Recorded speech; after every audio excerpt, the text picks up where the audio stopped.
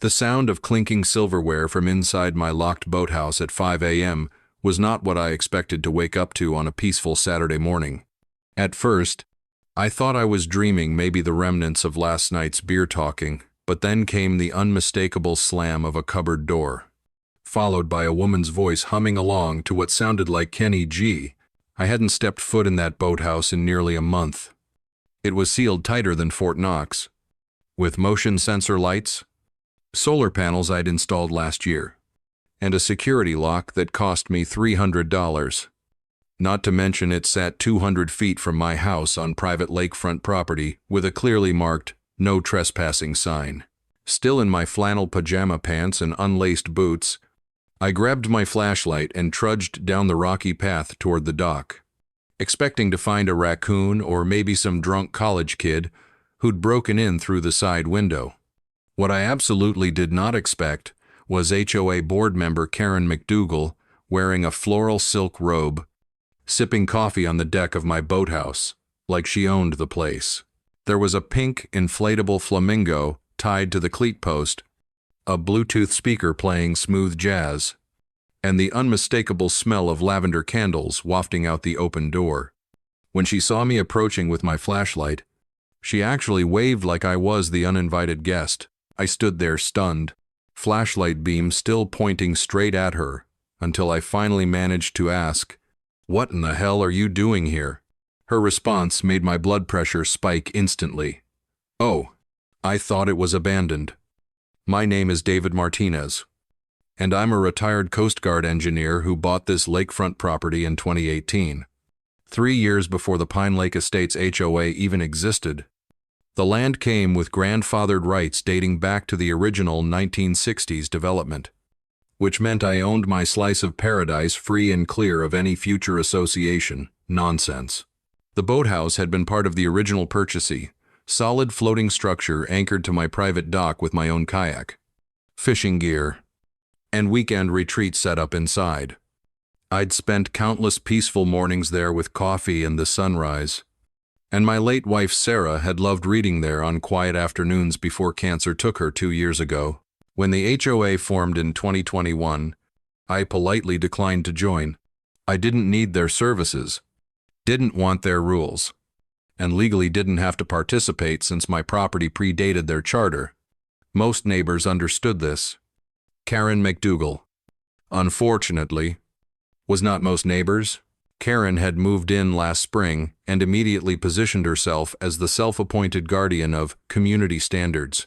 Within 6 months, she'd worked her way onto the HOA board and begun what I can only describe as a campaign to expand their authority beyond legal boundaries.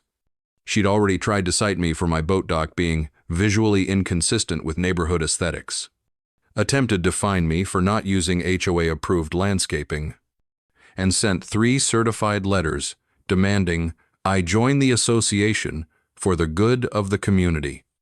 I'd politely but firmly declined each time, usually through my cousin Amy, who happened to be a property law attorney. Amy had made it crystal clear to the HOA that my land was not subject to their authority. Period. But Karen McDougal wasn't the type to accept no for an answer. The first real warning sign came 3 weeks ago, when I caught her photographing my property from the lake, using what looked like a professional camera with a telephoto lens. When I called out to ask what she was doing, she claimed she was documenting neighborhood water access points for safety purposes. I told her to stay away from my dock, and she responded with a lecture about how private property owners had a moral obligation to consider community needs. 2 weeks later, I found HOA violation notices tucked under my boathouse door citations for things like unauthorized watercraft storage and non-compliant dock lighting. Since I wasn't an HOA member, these notices were meaningless, legally. But they showed Karen's escalating obsession with controlling my property. Last week, she'd actually knocked on my front door with a petition signed by 12 neighbors requesting that I voluntarily comply with waterfront beautification standards. When I explained again that I wasn't subject to HOA rules, she launched into a speech about how my selfish attitude was undermining community harmony. I should have seen this morning's invasion coming. Standing on my dock at 5:15 a.m., staring at Karen McDougal in my boathouse, I tried to maintain some semblance of civility. "Karen, this is private property. You're trespassing. You need to leave immediately." She didn't flinch. Instead, she pulled out a laminated HOA pamphlet and started pointing to some nonsense clause about shared waterfront amenities that supposedly gave her temporary access to all neighborhood structures not in current use. I laughed at first, thinking she had to be joking, but her face was dead serious. According to her twisted interpretation, my boathouse, which I hadn't used in 3 weeks due to a work project, counted as an inactive shared structure. Never mind that it wasn't even within HOA boundaries. Never mind that I owned it outright. In Karen's world, 3 weeks of non-use apparently voided private property rights. "I don't live under your HOA's jurisdiction, Karen. I live adjacent to it with my own grandfathered parcel. You know this." She chuckled and took another sip of her coffee, then launched into some speech about how peaceful the water was and how she simply needed a mental health weekend to process community stress. Without asking, without permission, without even a knock on my door, before I could react, she actually invited me to join her for breakfast. Like she was hosting some lakeside Airbnb retreat. The worst part was she genuinely believed she was doing nothing wrong. She motioned toward the interior, which she had completely redecorated with throw pillows, a fake succulent arrangement on the window ledge, and what looked like a meditation corner with yoga mats. My kayak was still there, pushed against the far wall, but everything else, me folding chairs, cooler, fishing pole had been rearranged to suit her lakeside wellness aesthetic. I tried to keep calm and explained again that she was on private property inside a locked structure and needed to leave immediately. But Karen wasn't finished. She stood up, adjusted her robe like some kind of royalty, and told me I was disturbing the serenity of the environment. Then, and this is where things got truly insane when I stepped toward the door to open it myself. I found it locked from the inside. She had somehow replaced my lock with her own. I knocked. She smiled through the glass and said she didn't feel safe letting me in unless I calmed down. Me? The property owner. On my own dock, I marched back up the path, fuming, and called the sheriff's office. When Deputy Morrison arrived 20 minutes later, Karen met him at the boathouse with hot tea and a printed folder of what she called her occupancy rights documentation. The deputy clearly wanted to laugh, but maintained professional composure. He told me this looked like a civil issue, unless I had immediate proof of forced entry or property damage. I showed him photos from last month when I'd locked up and left, but he shrugged and said a judge would need to sort it out. Karen smiled the whole time like she'd just won Monopoly. When Deputy Morrison left, she gave me a smug little salute and told me to consider the weekend a rental experiment. I told her one more time to vacate or I'd file criminal charges. She said, "Please do," then muttered something about having already ordered an outdoor rug and solar string lights from Amazon. The woman was planning to stay that afternoon. I filed a formal complaint with the HOA board, thinking surely they'd recognize this had gone too far. Turns out Karen had beaten me to it. She'd already spoken with them, claiming the boathouse was community adjacent, and since I hadn't been using it actively, she had simply revitalized a neglected asset for the emotional well-being of neighborhood residents. The HOA president, a guy named Brad Hoffman, who I'd clashed with before over similar boundary issues, actually backed her up. He said something about how my refusal to integrate my property into the HOA community spirit was creating neighborhood tension. I nearly choked. I wasn't even part of their HOA. I'd bought my land before they existed, but that didn't stop them from trying to expand their authority like a virus spreading beyond its host. Karen stayed the entire weekend. Saturday afternoon, she hosted what she called a waterfront wellness workshop for 6 of her friends. complete with yoga mats, meditation bells, and organic snacks. Sunday morning brought a full brunch party with mimosas, followed by an evening sound bath healing session that echoed across the lake until nearly 10 p.m. I documented everything: photos, videos, audio recordings. I captured the delivery trucks bringing packages with her name directly to my dock. I recorded her friends' cars parked in my driveway without permission. I had evidence of her hosting commercial-style events on private property without any permits or insurance. When I tried one final time to reason with her Sunday evening, she threatened to file a restraining order against me. Said I was harassing a vulnerable woman during her healing journey. I nearly laughed myself unconscious. That Sunday night, I sat at my kitchen table with every piece of property documentation I owned spread out before me.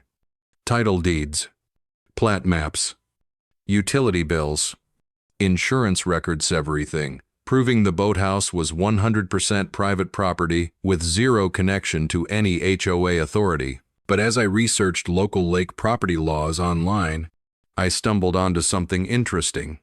A section of state maritime law involving moored structures caught my attention.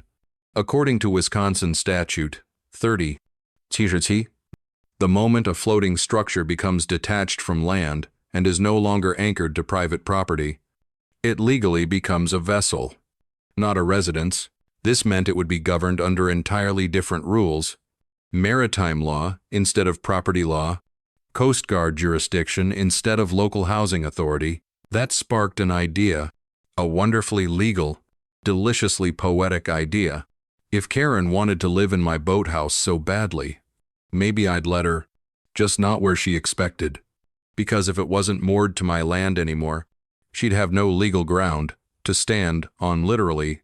I spent Monday morning on the phone with my cousin Amy, explaining the situation and the maritime law angle I'd discovered.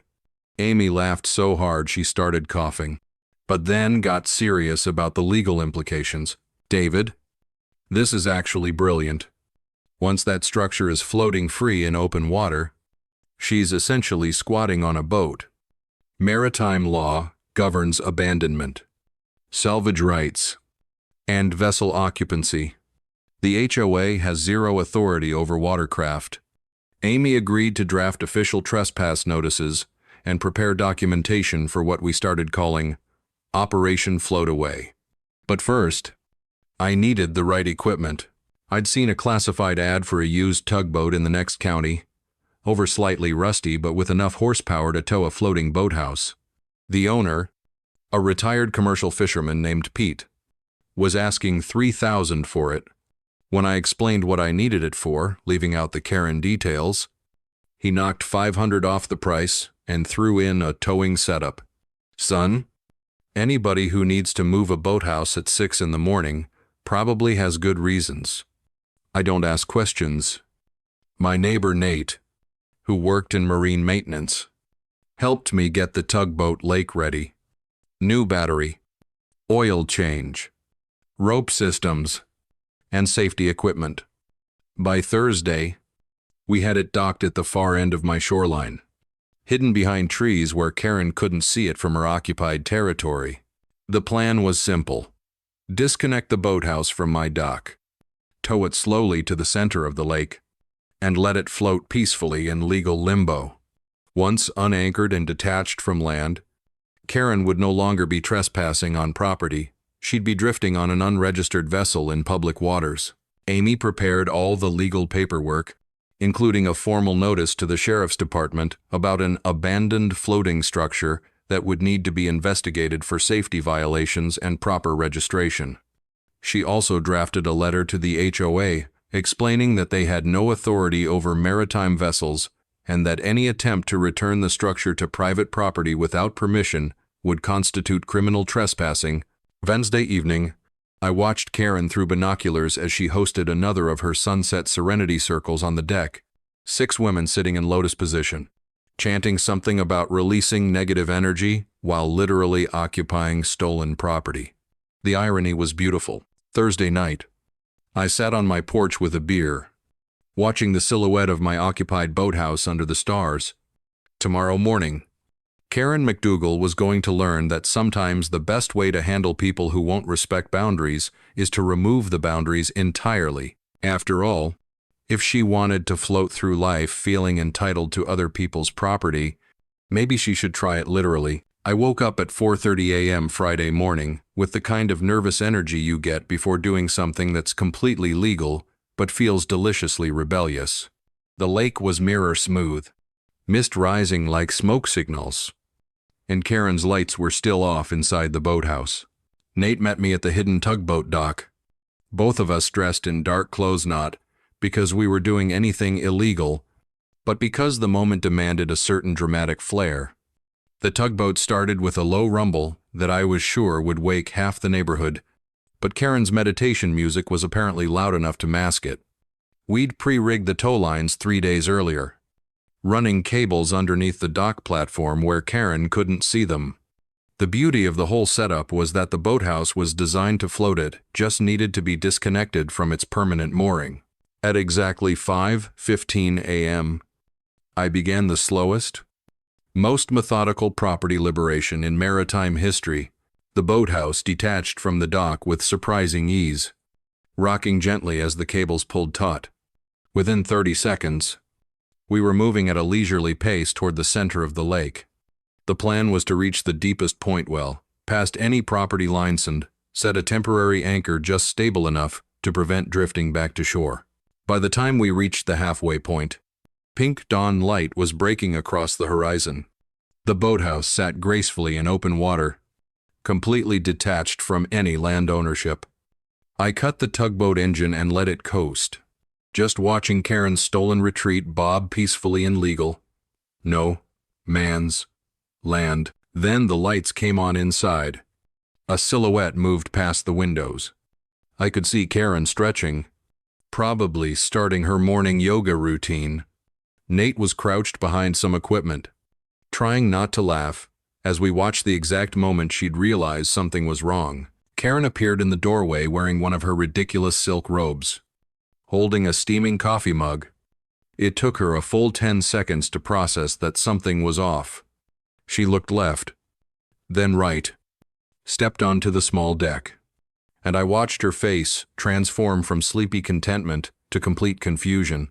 She turned in a circle, scanning the empty waterline, then cupped her hands over her mouth and shouted an echoing, "Hello?"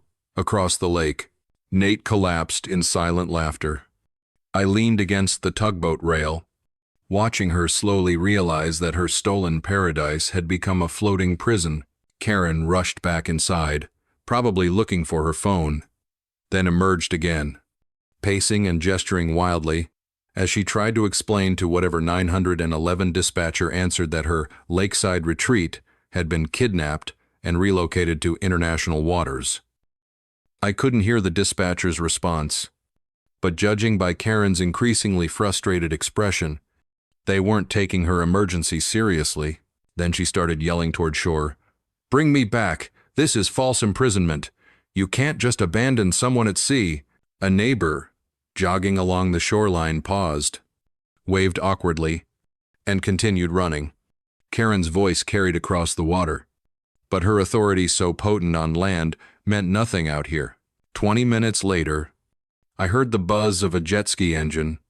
Brad Hoffman, the HOA treasurer, was racing toward the floating boathouse with a rescue rope trailing behind him. Karen rushed to the deck edge, yelling like a shipwrecked aristocrat. Brad pulled up and threw her the rope. "Tie it to the deck rail. I'll tow you back." This was the part I'd been waiting for. Karen looped the rope hastily, while Brad revved his jet ski engine. The rope tightened. The front of the boathouse shuddered, and one of Karen's decorative flower boxes snapped off and floated away like a tiny life raft. Brad tried to muscle the boathouse toward shore, but the floating structure wasn't exactly aerodynamic. His jet ski was designed for lake recreation, not maritime salvage operations. The rope strained against too much resistance for about 30 seconds before the rope broke, slingshotting Brad off his jet ski into the lake with a spectacular splash. Karen screamed his name as he flailed in the water, while his unmanned jet ski idled in circles nearby. Nate had to put a towel over his mouth to muffle his laughter. Brad eventually swam to the boathouse, climbed aboard soaking wet, and sat beside Karen looking like a defeated admiral. They were both stranded now, 30 yards from shore, with no way back except swimming. That's when Karen called 911 again. This time she insisted she was being held hostage, that I had removed her land access and marooned her in open waters. The dispatcher apparently asked her to clarify whether she was on a boat or a building, because I could hear Karen struggling to explain that it was sort of both. The conversation ended badly. Around noon, the sheriff's lake patrol finally arrived. Deputy Morrison and his partner pulled up in an official pontoon boat and had a brief but animated conversation with Karen and the still damp Brad. I was too far away to hear details, but the body language told the whole story. The officers showed them some paperwork, pointed toward shore, and clearly weren't buying whatever story Karen was spinning about maritime law violations. Within 10 minutes, they'd issued her a formal trespass notice, the one Amy had filed that morning, and escorted both Karen and Brad back to land, leaving the boathouse floating peacefully where maritime law said it belonged. That evening, I watched from my deck as Karen's friends came to collect her belongings from shore. No more yoga classes, no more meditation bells, no more Amazon deliveries to my dock. The lake was finally quiet again. The aftermath was even more satisfying than the floating itself. By Monday morning, Karen's maritime rescue had become neighborhood legend. Someone had filmed the jet ski rope incident on their phone, and by Tuesday it was viral on TikTok with the hashtag number Floating Karen. The video of her calling 911 from the middle of the lake got over 200,000 views in the first day. But the real justice came through official channels. Amy's legal documentation was airtight. The moment the boathouse detached from my property, Karen lost any claim to occupancy rights. Her 3-day wellness retreat became criminal trespassing on a maritime vessel, which carried different penalties than simple property violations. The sheriff's department filed formal charges: criminal trespass, unlawful entry, filing false police reports, and something called maritime squatting that I'd never heard of but apparently existed in Wisconsin law. Karen's attempt to frame the situation as kidnapping backfired spectacularly when her own social media posts showed her admitting she'd entered the boathouse without permission. The HOA tried to support her initially, but once the legal implications became clear, they backed away faster than Brad's broken rope. The board issued a statement distancing themselves from Karen's unauthorized actions and acknowledging that they had no legal authority over non-member properties or maritime structures. Karen's reputation in the neighborhood imploded. Her own HOA allies started avoiding her. Someone left a sign in her yard that read, "Future boat person" in permanent marker. Her Instagram account got flooded with boat emojis and comments asking if she needed a life jacket. 3 weeks later, the civil lawsuit hit. Amy filed for damages covering my security system repairs. Karen had disabled my cameras. Property restoration costs, lost peaceful enjoyment of my land, and legal fees. The total came to $14,000. Far more than Karen could afford. Her own lawyer apparently dropped her after reading Amy's evidence file and watching the TikTok videos. Karen tried to represent herself in court, claiming she was the victim of a coordinated maritime harassment campaign. The judge wasn't impressed. Karen was ordered to pay full restitution, received 2 years probation for criminal trespass, and was banned from my property permanently. The HOA was fined $5,000 for overstepping their authority and attempting to claim jurisdiction over non-member land. But the best part was the community reaction. At the next HOA election, 3 board members resigned rather than face voters. Karen lost her position by a landslide. A new president was elected on a platform of respecting legal boundaries and ending neighborhood harassment. One of her first acts was officially recognizing my property's independent status and apologizing for the previous board's overreach. She even asked if I'd consider hosting a neighborhood barbecue on my dock with proper permission. Of course, I agreed. Turned out most of my neighbors were decent people who'd been embarrassed by Karen's antics and wanted to make amends. The Boathouse, meanwhile, became a minor tourist attraction. I eventually towed it back to my dock, properly moored this time, but left a small plaque on the door reading, "Karen's Folly, Respect Boundaries or Float Alone." Karen herself lasted another 2 months in the neighborhood before quietly moving away. I heard she tried to join a new HOA in the next county. But someone had posted the TikTok videos in their community Facebook group with a warning about maritime Karens. Her final act was leaving a note in my mailbox claiming she'd been spiritually wounded by my lack of community cooperation and that the lake would never be the same without her healing presence. She was right about one thing. The lake was definitely different. It was quieter, more peaceful, and completely free of unauthorized wellness retreats. Sometimes justice doesn't come with gavels in courtrooms. Sometimes it comes with a tugboat, a viral video, and the simple act of removing someone's stolen platform until they float away on their own entitlement. Karen wanted to rule something. Instead, she became a cautionary tale about what happens when you try to anchor your authority in someone else's water. The lake is mine again, and it's never looked better.